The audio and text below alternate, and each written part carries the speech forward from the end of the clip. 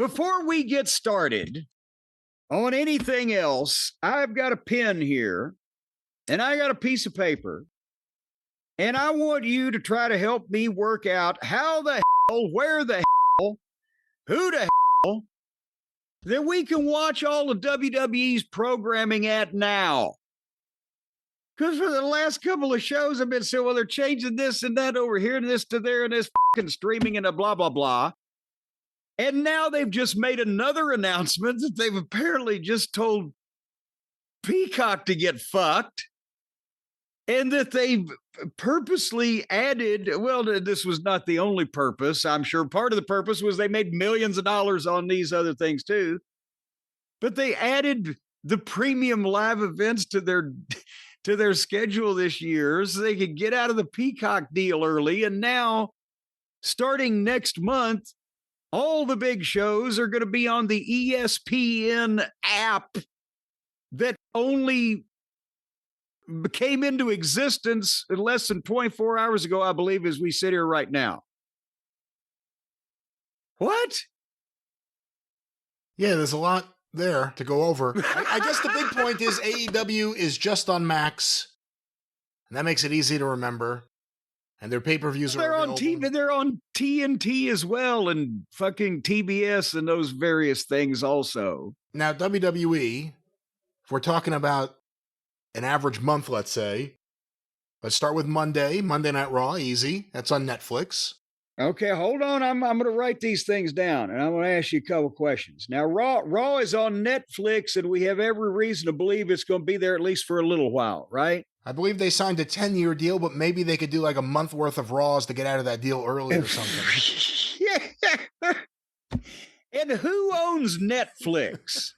Who is the big multi-millionaire, billion-dollar conglomerate that owns Netflix? I believe it is a publicly traded company. But it's just by itself. It's not owned by goddamn TKO or FUCK. They wish. They're just, Netflix is a big old thing all by itself. That's right. Okay, then now they got the SmackDown. Where's SmackDown going to be? Before we get to SmackDown, don't you want to get to Tuesday night? I forgot about Tuesday. As you always do. Tuesday night, NXT on the CW. And the CW, and that's actual real television. Who owns the CW these days? Great question. Let's find out. Google that thing, right? Let's find it, because here we go. It well, now hold on. It started out as the WB network, and then it was the other network that had a C in it somehow. I can't even remember now. It was 20 years ago, and then they combined to be the CW network. 75% of the CW network is owned by the Nexstar Media Group, and the remaining percentages are owned by Paramount Skydance Corporation, Warner Brothers Discovery, and that's it. They each own Warner Brothers Discovery and Paramount Skydance each have 12.5% ownership.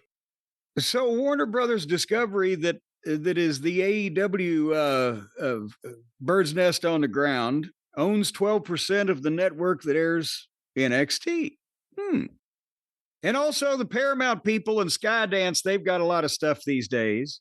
And whoever the fuck Nexstar Media is. That's CBS. That's CBS.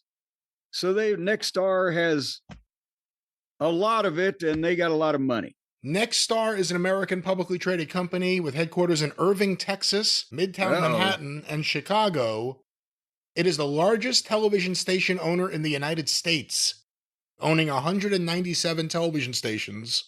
Jesus Christ. Most of which are affiliated with the 4 major U.S. television networks. My Network TV in markets as large as New York and as small as San Antonio, Texas. It also operates its own stations, owned by certain affiliates, such as Mission Broadcasting and Vaughn Media, under local marketing agreements to satisfy existing regulations set in place by the FCC. They own WGN. Good God. Okay. And by the way, 197 markets. Antenna TV. Antenna TV. So that they're everywhere in some fashion or another. But when I used to follow this, there were only like 220 something television markets in the United States. So they're probably everywhere but fucking Wolf Whistle, fucking Alabama. Well, they're bigger than Sinclair. That's what that's what that says. Yes, by a lot. Yeah. Okay, so that was Tuesday. That's right. Now what about Fridays? SmackDown. Of course, we'll see what happens, but we probably should mention TNA on Thursday. That's on Axis, which is owned by the company that owns TNA, but they are actively looking for a deal right now. And why wouldn't you think that WWE isn't right there helping them out? Because they're so compassionate for little small wrestling organizations trying to get a break. You do what we say, we help you. As long as you do what we say. But let's get now to Friday, SmackDown. SmackDown, the other of the shows that I've got, the Raw and SmackDown that I don't try to, but am allegedly supposed to keep an eye on every week. Where is this going now? No, it is currently on the USA Network as part of NBC Universal. And I don't know. I got to check how long. Who owns NBC Universal? Comcast. So there's another player in there. They're a big player. Playa. Well, that's but Friday. Now there's also every once in a while Saturday night's main event. That's right. And usually that is network television, NBC. Boom, boom, boom. Now, they're not going to be on network television or any kind of goddamn broadcast television at all anymore, is what I'm hearing. Effective, apparently, immediately. Apparently, the ratings did so well for the Goldberg retirement that they decided to book head-to-head with AEW's biggest pay-per-view of all time, or one of them, in terms of buys, that they will now be on Peacock. I believe this will be the first time that Saturday Night's Main Event wouldn't be... It was on NBC for years, Fox for a couple of years, and then brought back on NBC. But now it'll be on Peacock, obviously satisfying Peacock in the sense that they have everything else being yanked away from them at the present moment. At least they'll get this. So they've screwed Peacock over so bad and taken all their shit away from them. They said, here, you can have our Saturday night's main events 4 times a year. And now they ain't on network TV anymore. And this means that John Cena's retirement show in December is going to stream on Peacock. How the mighty have fallen. So who owns Peacock? NBC Universal, Comcast. The other fucking guys that, what else do they own? USA Network. USA Network. They own USA. I'm trying to draw these arrows here. So they pissed off the people at Peacock and then give them something to make up for it. But the people at Peacock that they pissed off also own the USA Network, or not the people at Peacock, but the people that own Peacock own the USA Network that SmackDown is their last major television program that's even on goddamn cable. But wait. There's more, Brian, because the pay-per-views, which literally, and even 20 years after pay-per-view became a thing, I would see people write it out as pay-per-view, like PAPERVIEW. Why? That makes no sense. Because they don't understand what the fuck they're talking about. That's why. Pay-per-view. But we used to pay per view.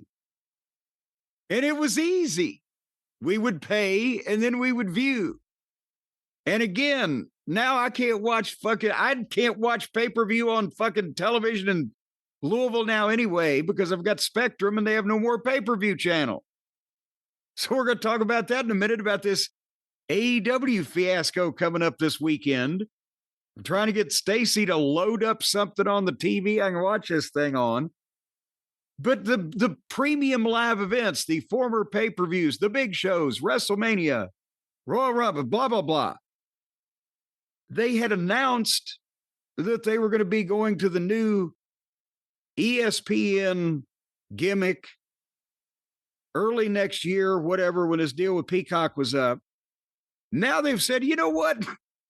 Since we did 2 nights of WrestleMania for the past couple of years and 2 nights of SummerSlam and added the women's pay-per-view, we gave Peacock all the big shows that we said we'd give them. So now next month, we're just doing this over here. It just became an existing entity on August 21st.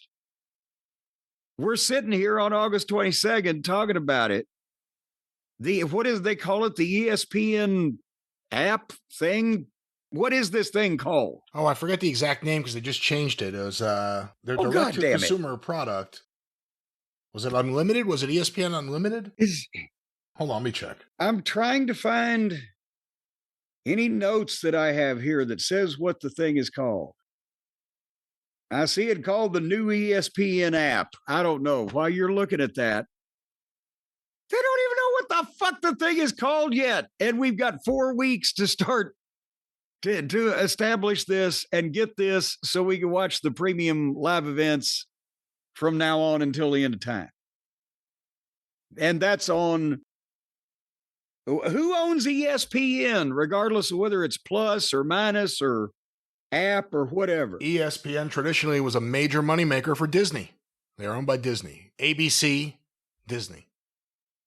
Jesus Christ, okay, and ABC. Why isn't the Tiffany Network, CBS, getting involved in this? Well, they own... Oh, I forgot. They are. Paramount and Skydance and, yeah. You know, Jim, you're also forgetting AAA, whose big events have been streaming on YouTube. Well, where are they going to stream now? Potentially still YouTube. We'll find out. Oh, well... So you mean the same place that I've been missing them up until now, I can continue to miss them without having to worry about getting any different information? What I mean is WWE, that's exactly right, but also WWE can put a AAA event up on YouTube and just let anyone in just to try to get attention or steal someone else's attention, whatever it is. They can just throw something up. They don't even have to worry about any of these big streaming platforms. Well, now what about the existing pay-per-views, the catalog, as they say in the business, the back catalog, all the big shows, the pay-per-views, all the mini television series and things and such that they have produced and presented to us and put up on the network and then later on, I guess, on the cock to some degree. Where does that stuff go? I believe it's going to be on Peacock at least until next year. And then we'll see. Peacock would obviously have an option to bid for it and try to keep it. It may be an attractive package for others. A lot of people presume YouTube. Who knows? And it could be one of these things like the pay-per-views where there's one deal for North America and another deal for the rest of the world, because the pay-per-views, I believe, are on Netflix everywhere else, aren't they? I don't know. I believe so. So if we had a good VPN, we could just go join Netflix in another country and watch all this stuff. This is getting to be a pain in my ass. I'm telling you that right now. I know, in all seriousness, and people go, "Oh, Cornette, you're so old and you learn to use streaming and blah, blah, blah." I just think it's a fucking pain in the ass and much less convenient than the old-fashioned way of doing things. But have we just illustrated that if you were a diehard, ardent WWE fan, that you still have to keep a list of where you can now watch their programs? It's so confusing and things are moving around to such extent. And not only your point, Brian, that they're dealing with CBS, ABC, NBC, Pretty much everybody but Fox. Who owns Fox these days? One of these other companies that owns somebody Fox. else? Fox owns Fox still. Okay, well then if they don't want a fucking wrestling program, then you're pretty much shut out of the big networks and all these other conglomerations. It's ridiculous. And there's no way to know. Some of this stuff may just go away with a corporate whim. They're all way too big to be concerned about, oh, we're going to lose wrestling. Are any of these people in a state of business where if they lost wrestling, it would make their stock go down and cause dire consequences in their company, Brian? Well, I think it's one of those things where when you make a deal with WWE, it looks really good. Like ESPN is banking on wrestling fans right now. They're launching the app right this second. And coincidentally enough, WWE's free just around the corner. They're launching it with WWE because they're relying on those fans being there. You have to wonder what Netflix feels. They had a big launch in January. The Rock showed up. I think it was like over 5 million viewers, maybe 6. I forget exactly what it was. I believe it was 6. It ain't that anymore. And again, I know we're in the middle of summer and the bookings cooled off. And there's always a pay-per-view right around the corner. But the TV has not been very good. Those numbers aren't as high as they were. When Netflix gets to year 5, year 6 of this deal, are they going to be happy? Do you have faith that Triple H is going to have another hot streak as a booker, or 2 or 3 to get you there? There'll be hot things that get more viewers or new viewers? They're selling the wrestling audience everywhere. We have this audience, they are obsessed with our content, they'll consume all of it. They make deals across the board. Now they have to deliver the audience. And again, that's not, it's the same as just writing 2 wrestlers in the main event and presuming the business it'll do and that no one will get hurt. It's a gamble, and we'll see what happens. They're also burning out their audience. It's not even just old fuddy-duddies like you who don't understand the streaming or anything. Even if you do, and you start adding it up, if you're going with the idea that the average young person today, they're not even cutting the cord. They've never had cable. Everything's on their phone or their computer or their iPad or their tablet, whatever it may be.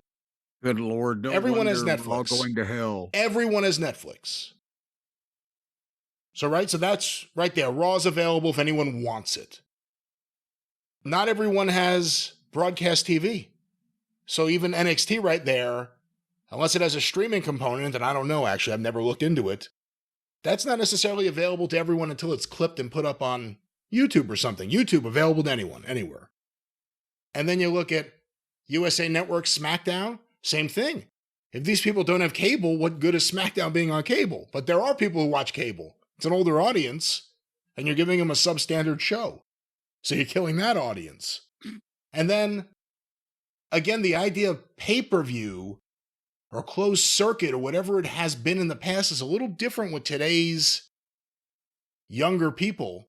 They get their big pay-per-view events aren't big boxing events. It's, Jake Paul having a fake boxing match with a celebrity or whatever it may be. It's more about the bullshit factor than the actual athletic prowess or anything. Are they going to be so into the WWE pay-per-views that they're going to get this ESPN app for $30 a month? Because if they don't have cable, and they don't, then there's no chance they'll get it for free. Only some people do. You get it for free right now. I don't. They still have to make a deal. I don't even know what the name of it is. Well, exactly. And that's good, because who wants to pay $30 to some nameless thing you don't understand? But we don't get it for free here. So I would have to actually subscribe on top of my ESPN bundle with my cable, which is where ESPN makes all their money.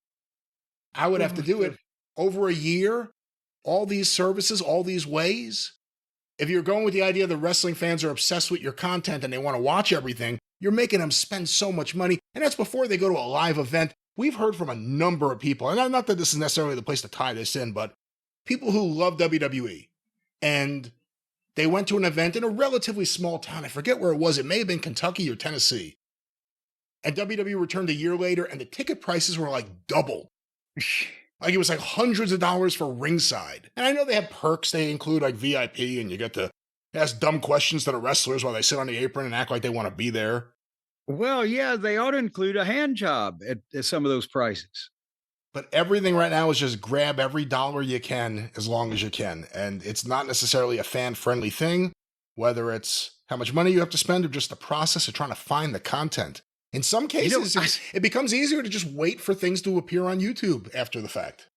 I saw somebody on probably Twitter, whatever the fuck, say that the Austin and McMahon was so successful because everybody had a boss they wanted to punch and give the stunner to, like Austin did to McMahon, an evil boss. And now the only people that can afford to go to see the WWE are the evil bosses.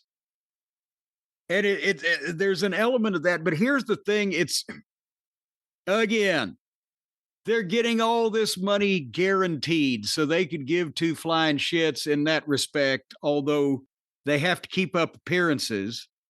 And, the stock price can't fall and all that stuff. But it's just a larger, magnified, exponentially version of what Christine Jarrett used to say. Wrestling fans are creatures of habit. And in the territory days, even the people who came every week for years without missing a show at a stretch, if the TV changed time or especially station, but even if the regular station just instead of noon on Saturday, it's 4:00 on Saturday, even if you told some people, they still didn't get it and they didn't see it. And that hurt your house in the long run, or not in the long, but that hurt your house when that happened. And the same thing if promoters switched buildings for whatever reason. Anything that changed the pattern, the habit in these people's lives that they figured wrestling around, it still would hurt. And so the casual people just completely fucking would be lost in the dust. And over a short period of time, they're changing the way that everybody and the day or the time or the fucking cost or whatever of how they're watching all of this shit. And they're going to fuck around and lose people that just don't want to go through it. That's just from experience, just my small little fucking offering. And again, a lot of those things where you said wrestling fans are creatures of habit, a lot of those habits went away. Weekly live shows or semi-regular live shows in towns, those are gone. Regular TV on broadcast TV, for the most part, that's completely gone. Yeah. Apologies to women of wrestling or anything. Cable TV, that's now gone. Yeah.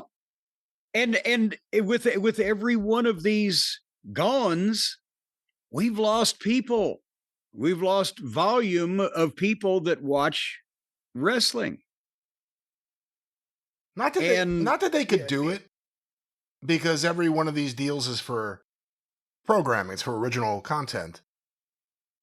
But would it be more valuable to a company like WWE if you had like one show or two shows and you just aired those on every single one of these things? As opposed to having so many different shows, so many different people.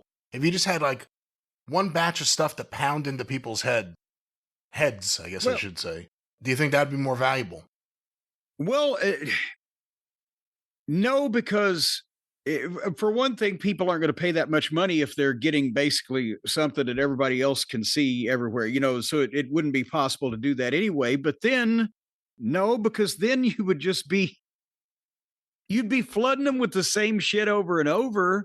Every time they got a chance to watch wrestling, they would probably have seen, if they were really devoted, what you're fucking showing or seen it somewhere else.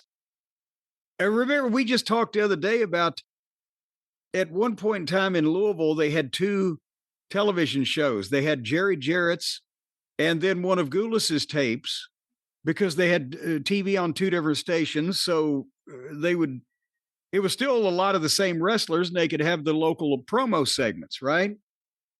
But I remember at one point, Nick just was trying to get Steve Kovac over as his top babyface. He was a fine worker and a nice fellow, but he was short.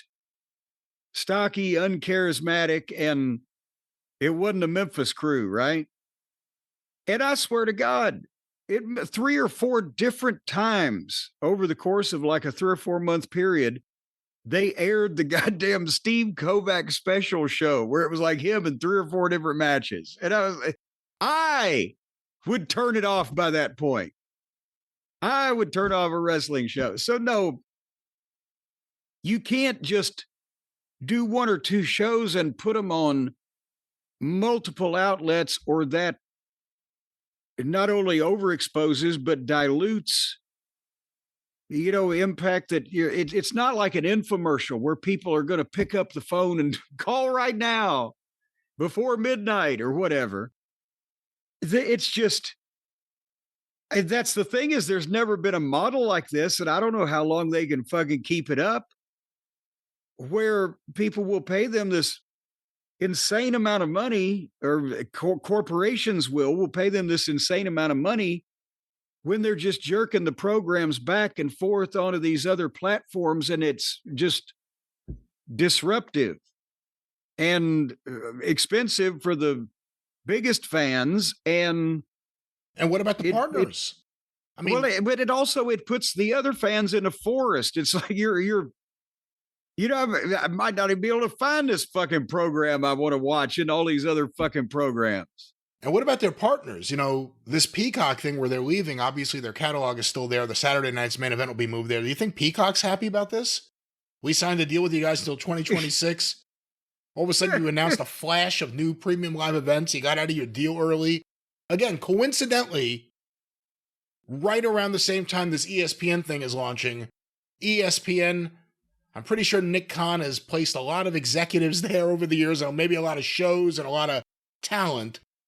So you may not be happy about that. So at a certain point with WWE's whole thing of, we have all these viewers, we'll bring them to you, you may not want to do business with someone if their reputation is they're going to sign a deal with you and then immediately want to renegotiate and get out of the deal if they can get more money somewhere else. And boy, they must think their fans, the WWE must think that their fans are some kind of hooers. Well, they'll just go willy-nilly any old stream that'll piss their way. Just spreading themselves out prostate all across the floor for every streaming service, and Tom, Dick, and Harry it comes along. I think not. We've got to have some kind of morals, don't we? In the wrestling business? Well, and speaking, by the way, that may be a problem. Speaking, by the way, of the morals in the wrestling business and the whole 9 yards, now that ESPN is in bed, so to speak, with TKO, WWE, etc., they've apparently taken down their AEW section, which is kind of like, Newsweek magazine taking down their Moscow section or something. They're not journalism anymore. They're just a branch of the entertainment of sports now, correct? And that's really what ESPN has been for a long time. The coverage is dependent about who they're working with. NFL gets more coverage than anyone else when they're working with the NFL. When it's the NBA gets all the coverage. Baseball got fucked with coverage, and now baseball's no longer going to be with ESPN. We'll see what happens with the playoffs and stuff. AEW, this is part of the problem. It's not just the partners, but it's what comes with it. They're going to get shut out of the mainstream discussion.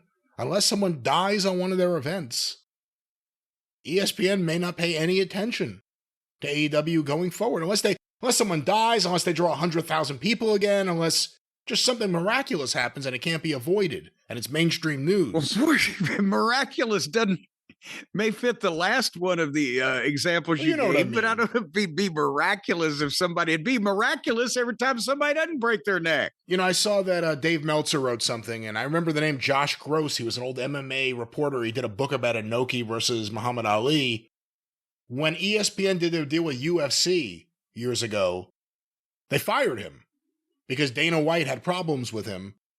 And all of a sudden, the independent reporter who asked tough questions was gone, and ESPN worked with the UFC for a number of years. So I shouldn't be surprised that ESPN got rid of AEW. I don't know if it helps or hurts AEW, to be quite honest with you. People weren't discovering them through that? Well, yeah, I was going to say, do you think anybody thinks I need the latest AEW news? I'll check out ESPN. Never. So I don't think it helps or hurts AEW one way or another, but it definitely has the appearance of things. Well, anyway, speaking of appearances, one more thing before we move on to another subject. They're appearing like they're going to do an AEW pay-per-view this weekend. And can anybody out there, well, I don't know whether they'll hear my voice that I'm speaking now before this show at 1:00 on Sunday afternoon. But is that what it is? I didn't even realize that. Yes, it's 1:00. Because they're in London. They're in Londinium. Lord Fogg will be presiding. Stace can figure out how to order it. But can I then just go on to this channel or whatever the fuck, this Prime Video thing, and watch it any old time? Or do I have to be sitting there specifically when it's happening and I can never see it again? Or what? How does this work with streaming of these things? Well, again, I think you should look at this as a nice sunny Sunday with wrestling in the afternoon. Watch as much as you can live. From what I gather, I've been looking into this because you mentioned this before. How am I going to watch this? And I didn't have an answer. I know you can get them through YouTube, where you pay for it there. Amazon Prime has it, and from what I read, you can access a stream or a replay fairly quickly without any specific time being listed after the broadcast. Oh, thank God. All right. So, at the very least, it doesn't ruin my whole Sunday afternoon. I mean, we're talking about players before, who's in the field. Remember, Amazon's still out there. Obviously, they're doing this with AEW, but this isn't like, we have a big deal with AEW. This is like, we'll sell their events and we'll take our cut. But Amazon's still out there, and they have a lot of original content, and, they're trying to make Prime a big thing for everyone. So there's still a lot of players out there. Yeah. Who's supposed to, wasn't Max supposed to do something with the AEW pay-per-views? It hasn't happened. But they don't? It hasn't happened. Apparently not a high priority. AEW right now is fighting a lawsuit. Not to go too deep into this at the moment because I don't have the info in front of me, but it's the Jon Moxley lawsuit, I believe, where he hit from the cameraman that was put into a fucking head halo by the vicious treatment that he received. Well, apparently they're fighting by the hands of that demented killer and public menace, Jon Moxley. I'm just trying to keep fair here. Go ahead. But apparently AEW is fighting an attempt by the other side to have them reveal who owns them. Who is actually the partners in Beatnik.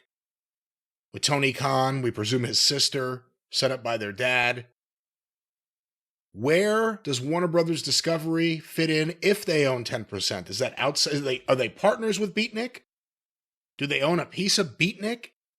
And again, if Warner Brothers Discovery really owns a piece of anything with AEW, why aren't the pay-per-views on Max? Why don't they just put Ring of Honor content somewhere? More content. I mean, there's a lot of questions. It's almost like all of Tony's eggs are in the Warner Brothers Discovery basket. At the same time, WWE... Do you think that's because his balls are in their pocket? I don't know.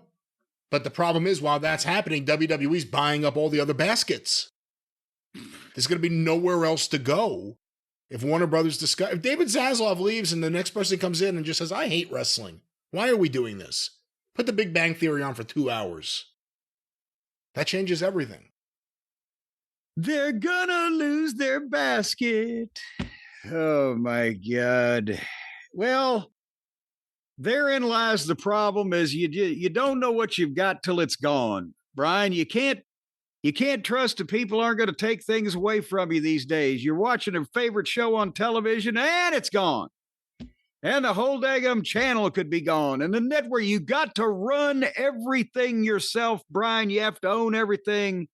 You have to follow your dreams. You have to be the boss so that you can control your destiny. And that starts by starting your own business, doesn't it, Brian? You know that. We've both taken those steps.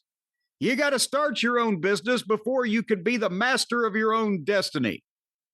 And I think I could speak for Brian in saying that both of us have been masters of our domain for quite some time now, and you can do the same thing with our friends at Shopify. Would you concur with that, Brian? Good Yes. Lord, my ears are ringing now. Folks, Shopify is the commerce platform behind 10% of all the e-commerce in the United States. And think about this. How often have you laid in bed at midnight scrolling through some website, hitting the button to add to your cart the thing that you've been looking for?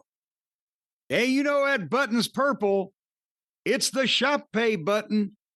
And people all over the world are fingering that button just like you are.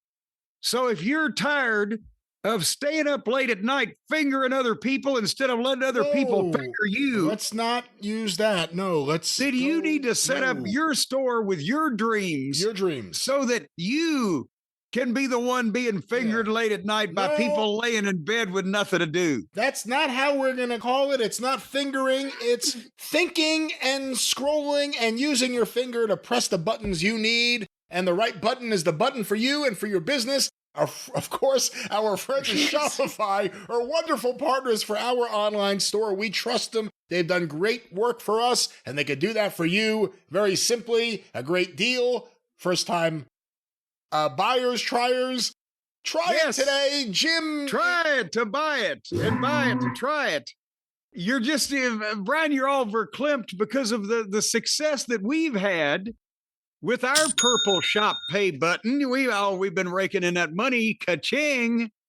Our purple Shop Pay button on the shirts that we feature here on the various programs. And well, the folks with their dreams, now you can't sell our shirts. We won't let you do that, but you can sell your shirts. So if you've ever wanted to put your face on a shirt and sell it to people, I've seen some of you. You might ought to figure out some other attribute on your body to put on a shirt to sell it to people. But nevertheless, if you want to sell something to somebody, then Shopify is going to give you the leg up. Yeah. From day one with hundreds of beautiful, ready-to-go templates to express your style. They'll tackle all the important tasks from inventory to payments to analytics. And analytics are very important in business. You need to know where all the anals are going in your ticks. And you can spread the word with built-in marketing and email tools to find and keep new customers.